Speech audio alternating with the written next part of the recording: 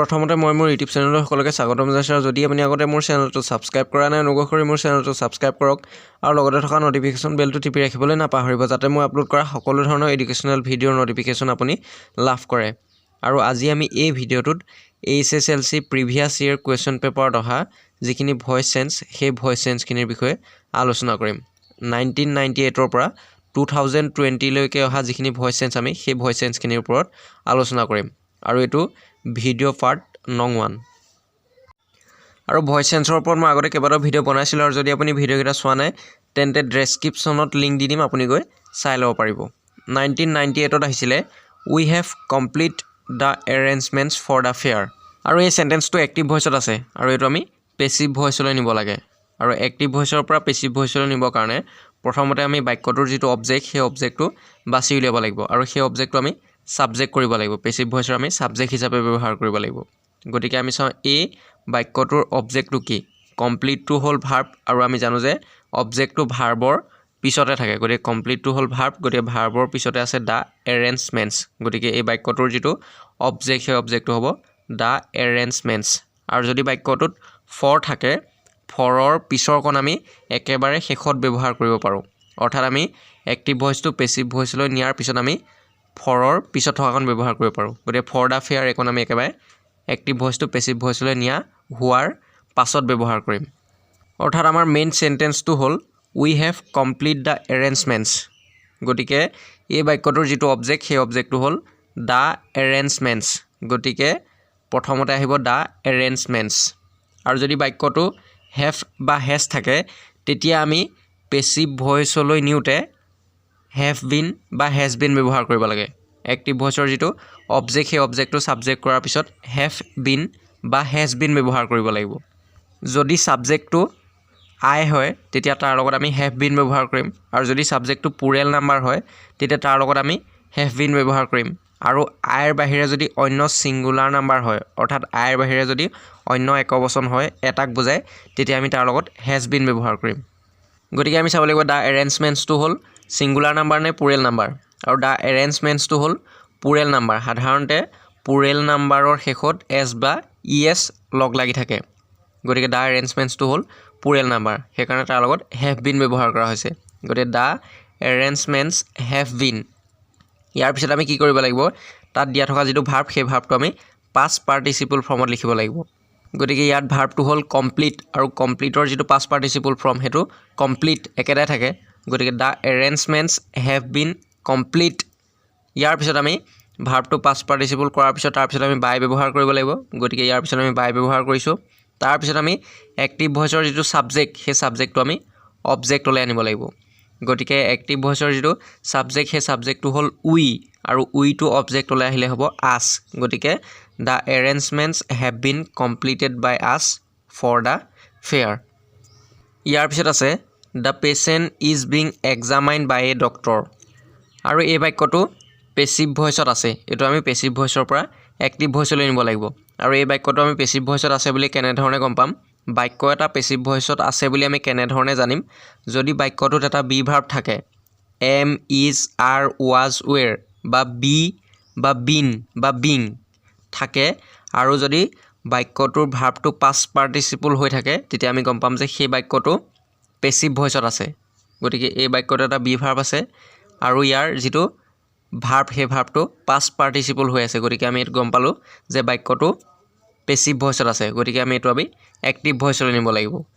আৰু যদি বাক্যটোত am being বা ইজ বিং বা আৰ বিং থাকে আৰু ভাৰ্বটো যদি পাষ্ট পাৰ্টিচিপল হৈ থাকে তেতিয়া আমি গম পাম যে সেই বাক্যটো পেচিভ ভইচত আছে আৰু সেই বাক্যটো প্ৰেজেণ্ট কণ্টিনিউৱাছ টেন্সৰ। আৰু তেতিয়া আমি বাক্যটো পেচিভ ভইচৰ পৰা এক্টিভ ভইচলৈ নিবৰ কাৰণে প্ৰেজেণ্ট কণ্টিনিউৱাছ টেন্সৰ যিটো ফৰ্মেশ্যন সেই ফৰ্মেশ্যন অনুসৰি লিখি দিলেই হ'ল। গতিকে প্ৰথমতে আহিব বাই পিছত থকা যিটো অবজেক্ট সেই অবজেক্টটো ছাবজেক্ট হ'ব। গতিকে এ ডক্টৰ, বাই পিছত এ ডক্টৰ আছে গতিকে প্ৰথম আহিব এ ডক্টৰ। তাৰপিছত আমি অবজেক্টটো ছাবজেক্ট কৰাৰ পিছত প্ৰেজেণ্ট কণ্টিনিউৱাছ টেন্সত ছাবজেক্টৰ পিছতে এম ইজ আৰ আহে আৰু যদি ছাবজেক্টটো আই হয় তেতিয়া তাৰ লগত এম ব্যৱহাৰ কৰা হয়। আৰু আই বাহিৰে যদি অন্য একবচন হয় এটাক বুজায় তেতিয়া আমি ইজ ব্যৱহাৰ কৰিম। গতিকে এই ডক্টৰটো এটাক বুজাইছে গতিকে আমি তাৰ লগত ইজ ব্যৱহাৰ কৰিম। এই ডক্টৰ ইজ। তাৰপিছত প্ৰেজেণ্ট কণ্টিনিউৱাছ টেন্সত এম ইজ আৰ ব্যৱহাৰ কৰাৰ পিছত ভাৰ্বৰ প্ৰেজেণ্ট ফৰ্মৰ লগত আইএনজি ব্যৱহাৰ কৰা হয় গতিকে ভাৰ্বটো আমি প্ৰেজেণ্ট ফৰ্মলৈ নিব লাগিব আৰু তাৰ লগত আইএনজি ব্যৱহাৰ কৰিব লাগিব গতিকে এক্সামাইন তাৰ লগত আইএনজি এক্সামাইনিং ইয়াৰ পিছত আমি পেছিভ ভইচৰ যিটো সাবজেক্ট সেই সাবজেক্টটো আমি অবজেক্টলৈ নিব লাগিব গতিকে দা পেশেণ্ট টু সাবজেক্ট পেছিভ ভইচটোৰ গতিকে আমি এক্টিভ ভইচৰ এইটো অবজেক্ট হিচাপে ব্যৱহাৰ কৰিব লাগিব গতিকে examining the patient a doctor is examining the patient ইয়াৰ পিছত আছে দা ডগ বাইট ষ্ট্ৰেঞ্জাৰ্ছ আৰু এইটো এক্টিভ ভইচত আছে এইটো আমি পেছিভ ভইচলৈ নিব লাগে আৰু প্ৰথমতে আমি অবজেক্টটো সাবজেক্ট কৰিব লাগিব এক্টিভ ভইচৰ যিটো অবজেক্ট সেই অবজেক্টটো বাছি উলিয়াই আমি পেছিভ ভইচৰ সাবজেক্ট কৰিব লাগিব গতিকে দা ডগ বাইট ষ্ট্ৰেঞ্জাৰ্ছ এই বাক্যটোৰ অবজেক্টটো কি সেইটো আমি বাছি উলিয়াব লাগিব আৰু অবজেক্টটো বাছি উলিয়াবৰ কাৰণে ভাৰ্বৰ পিছতে চাব লাগিব গতিকে বাইটটো হ'ল ভাৰ্ব গতিকে ইয়াৰ পিছত আছে ষ্ট্ৰেঞ্জাৰ্ছ বাইট মানে হ'ল কামোৰা আৰু ইয়াৰ পিছত ষ্ট্ৰেঞ্জাৰ্ছ আছে গতিকে ষ্ট্ৰেঞ্জাৰ্ছটো হ'ব অবজেক্ট গতিকে এইটো সাবজেক্ট হিচাপে ব্যৱহাৰ হ'ব গতিকে প্ৰথম আহিব ষ্ট্ৰেঞ্জাৰ্ছ ইয়াৰ পিছত আমি এক্টিভ ভইচৰ পৰা পেছিভ ভইচলৈ নিবৰ কাৰণে 2 নম্বৰতে এটা বি ভাৰ্ব ব্যৱহাৰ কৰিব লাগে আৰু যদি বাক্যটোৰ এক্টিভ ভইচৰ ভাৰ্বটো যদি প্ৰেজেণ্ট ফৰ্মত থাকে তেতিয়া আমি বি ভাৰ্ব হিচাপে এম ইজ আৰ ব্যৱহাৰ কৰিম গতিকে এই বাক্যটোৰ বাইটটো প্ৰেজেণ্ট ফৰ্মত আছে গতিকে আমি পেছিভ ভইচলৈ নিউতে 2 নম্বৰতে আমি এম ইজ আৰৰ যিকোনো এটা ব্যৱহাৰ কৰিম যদি বাক্যটোৰ সাবজেক্টটো আই হয় তেতিয়া আমি এম ব্যৱহাৰ কৰিম যদি আইৰ বাহিৰে অন্য একবচন হয় তেতিয়া ইজ ব্যৱহাৰ কৰিম যদি বহুবচন হয় তেতিয়া আৰ ব্যৱহাৰ কৰিম আৰু ষ্ট্ৰেঞ্জাৰ্ছটো হ'ল বহুবচন গতিকে তাৰ লগত আৰ ব্যৱহাৰ হৈছে গতিকে ষ্ট্ৰেঞ্জাৰ্ছ আৰ তাৰপিছত আমি 3 নম্বৰতে কি কৰিব লাগিব ভাৰ্বটোৰ যিটো ভাৰ্ব আছে সেই ভাৰ্বটো আমি পাষ্ট পাৰ্টিচিপল ফৰ্মলৈ লৈ যাব লাগিব গতিকে বাইটৰ যিটো পাষ্ট পাৰ্টিচিপল ফৰ্ম এইটো হ'ব বিটেন ষ্ট্ৰেঞ্জাৰ্ছ আৰ বিটেন তাৰপিছত আহিব ভাৰ্বটো পাষ্ট পাৰ্টিচিপল কৰাৰ পিছত বাই আহিব গতিকে ষ্ট্ৰেঞ্জাৰ্ছ আৰ বিটেন বাই তাৰপিছত এক্টিভ ভইচৰ যিটো সাবজেক্ট সেই সাবজেক্টটো অবজেক্টত আহিব গতিকে strangers are bitten by the dog ইয়াৰ পিছত আছে he was taken to hospital আৰু এই বাক্যটো পেছিভ ভইচত আছে আৰু এই বাক্যটো পেছিভ ভইচত আছে বুলি কেনেধৰণে গম পালোঁ এটা বি ভাৰ্ব আছে বাক্যটোত এটা বি ভাৰ্ব আছে ৱাজ আৰু বাক্যটোৰ যিটো ভাৰ্ব সেই ভাৰ্বটো পাষ্ট পাৰ্টিচিপল ফৰ্মত আছে টেকেন আৰু টেকেনটো ক'ৰ পৰা আহিছে টেকৰ পৰা আহিছে টেক টুক টেকেন আমি জানো যে ভাৰ্বৰ 3টা ফৰ্ম থাকে প্ৰেজেণ্ট পাষ্ট আৰু পাষ্ট পাৰ্টিচিপল গতিকে টেকেনটো পাষ্ট পাৰ্টিচিপল ফৰ্মত আছে আৰু বাক্যটোত এটা বি ভাৰ্ব আছে গতিকে আমি গম পালোঁ যে এই বাক্যটো পেছিভ ভইচত আছে কিন্তু সাধাৰণতে পেছিভ ভইচৰ বাক্যত বাই পিছত থকা অবজেক্টটো থাকে কিন্তু এই বাক্যটোত এই পেছিভ ভইচটোত বাই পিছত থকা অবজেক্টটো নাই যদি পেছিভ ভইচটোত বাই পিছত থকা অবজেক্টটো নাথাকে অৰ্থাৎ বাই পিছৰ যিটো অবজেক্ট সেই অবজেক্টটো যদি নাথাকে তেতিয়া আমি পেছিভ ভইচৰ পৰা এক্টিভ ভইচলৈ নিউতে এক্টিভ ভইচৰ যিটো সাবজেক্ট সেই সাবজেক্টটো আমি বাক্যটোৰ অৰ্থ অনুসৰি ধৰি ল'ব লাগে হি ৱাজ টেকেন টু হস্পিটেল তাক হস্পিটেললৈ লৈ যোৱা হৈছিল কিন্তু কোনে লৈ গৈছিল কাৰ দ্বাৰা লৈ যোৱা হৈছিল সেইটো উল্লেখ নাই গতিকে আমি কাৰ দ্বাৰা লৈ যোৱা হৈছিল সেইটো নিজে ধৰি ল'ব লাগিব কোনে লৈ গৈছিলে আমি ধৰি ল'ব পাৰোঁ দে সিহঁতে লৈ গৈছিলে বা অন্য সাবজেক্ট ধৰিব পাৰোঁ গতিকে আমি দে বুলি ধৰিছোঁ সিহঁতে তাক হস্পিটেললৈ লৈ গৈছিলে গতিকে দে বুলি ধৰিছোঁ গতিকে এক্টিভ ভইচৰ যিটো সাবজেক্ট সেই সাবজেক্টটো আমি ধৰি ল'ব লাগিব কাৰণ পেছিভ ভইচৰ বাই পিছত থকা অবজেক্টটো নাই গতিকে আমি এক্টিভ ভইচলৈ নিউতে সেই এক্টিভ ভইচৰ যিটো সাবজেক্ট সেই সাবজেক্টটো আমি ধৰি ল'ব লাগিব গতিকে দে বুলি ধৰিলোঁ সিহঁতে নিছিলে দে ইয়াৰ পিছত আমি বি ভাৰ্বটো উঠাই দিব লাগিব কাৰণ আমি পেছিভ ভইচৰ পৰা এক্টিভ ভইচলৈ নিছোঁ গতিকে আমি তাত থকা বি ভাৰ্বটো উঠাই দিব লাগিব গতিকে ৱাজটো উঠি যাব তাৰ সলনি তাত থকা যিটো ভাৰ্ব সেই ভাৰ্বটো পাষ্টলৈ গুচি যাব গতিকে টেকেনৰ যিটো পাষ্ট ফৰ্ম সেইটো হ'ব টুক দে টুক এক্টিভ ভইচৰ পৰা পেছিভ ভইচলৈ নিউতে বি ভাৰ্ব লাগে আৰু পেছিভ ভইচৰ পৰা এক্টিভ ভইচলৈ নিউতে তাৰ ওলোটাটো হ'ব অৰ্থাৎ আমি বি ভাৰ্বটো উঠাই দিব লাগিব গতিকে ৱাজ ৱেৰ এম ইজ আৰ যিয়ে নাথাকক সেই বি ভাৰ্বটো আমি উঠাই দিম তাৰ সলনি যদি বাক্যটোত এম ইজ আৰ থাকে তেতিয়া আমি বাক্যটোৰ ভাৰ্বটো প্ৰেজেণ্ট ফৰ্মলৈ লৈ যাম আৰু যদি ৱাজ ৱেৰ থাকে তেতিয়া আমি পাষ্টলৈ লৈ যাম পাষ্ট ফৰ্মলৈ লৈ যাম আকৌ যদি বাক্যটোত বিং থাকে বিং থাকিলে আকৌ বাক্যটোৰ যিটো এম ইজ আৰ ৱাজ ৱেৰ এই বি ভাৰ্বকেইটা উঠি নাযাব ইয়াৰ পিছত আমি সাবজেক্টটো অবজেক্ট কৰিব লাগিব গতিকে হিটো হ'ল সাবজেক্ট গতিকে এইটো অবজেক্টত আহিলে হ'ব হিম দে টুক হিম ইয়াৰ পিছত টু হস্পিটেলটো বহাই দিলে হ'ল গতিকে দে টুক হিম টু হস্পিটেল ইয়াৰ পিছত আছে you should not raise this question now আৰু যদি বাক্যটোত সময় বা ঠাই থাকে তেতিয়া আমি সেই সময় বা ঠাইটো বাদ দিম নাই বুলি ধৰি কৰিম আৰু সেই সময় বা ঠাইটো একেবাৰে শেষত বহাব লাগে অৰ্থাৎ এক্টিভ ভইচৰ পৰা পেছিভ ভইচ কৰাৰ পিছত একেবাৰে শেষত বহাই দিলেই হ'ল গতিকে এই বাক্যটোৰ নাওটো হ'ল সময় গতিকে আমি সেই সময়টো নাই বুলি ধৰি কৰিম গতিকে you should not raise this question এই বাক্যটো হ'ল মেইন সেন্টেন্স গতিকে মেইন সেন্টেন্সটো হ'ল you should not raise this question আৰু এই বাক্যটোৰ যিটো ভাৰ্ব সেই ভাৰ্বটো হ'ল ৰেইজ আৰু ইয়াৰ পিছত দিছ কুৱেশ্যন আছে গতিকে ভাৰ্বৰ পিছত যিটো থাকিব সেইটো অবজেক্ট হ'ব গতিকে দিছ কুৱেশ্যনটো হ'ল অবজেক্ট নাওটো আকৌ তাৰ লগত নাহে নাওটো সময় বা ঠাই থাকিলে ঠাই বা সময় থাকিলে আমি একেবাৰে শেষত বহাম গতিকে দিছ কুৱেশ্যনটো হ'ল অবজেক্ট গতিকে এইটো ছাবজেক্টত আহিব গতিকে দিছ কুৱেশ্যন আৰু যদি বাক্যটোত শুড থাকে তেতিয়া তাৰ পিছত আমি পেছিভ ভইচলৈ নিওঁতে বি ব্যৱহাৰ কৰিব লাগে গতিকে এইটো this question should not be গতিকে ইয়াৰ পিছত আমি বি ব্যৱহাৰ কৰিব লাগিব this question should not be তাৰপিছত আমি তাত থকা যিটো বাক্যটোৰ ভাৰ্ব সেই ভাৰ্বটো আমি পাষ্ট পাৰ্টিচিপল ফৰ্মলৈ লৈ যাব লাগিব গতিকে ৰেইজৰ যিটো পাষ্ট পাৰ্টিচিপল ফৰ্ম এইটো ডি এটা যোগ হ'ব গতিকে this question should not be raised তাৰপিছত আমি ভাৰ্বটো পাষ্ট পাৰ্টিচিপল কৰাৰ পিছত বাই ব্যৱহাৰ কৰিব লাগিব গতিকে this question should not be raised by তাৰপিছত বাই ব্যৱহাৰ কৰাৰ পিছত এক্টিভ ভইচৰ যিটো ছাবজেক্ট সেই ছাবজেক্টটো আমি অবজেক্ট কৰিব লাগিব আৰু এক্টিভ ভইচৰ যিটো ছাবজেক্ট সেই ছাবজেক্টটো হ'ল ইউ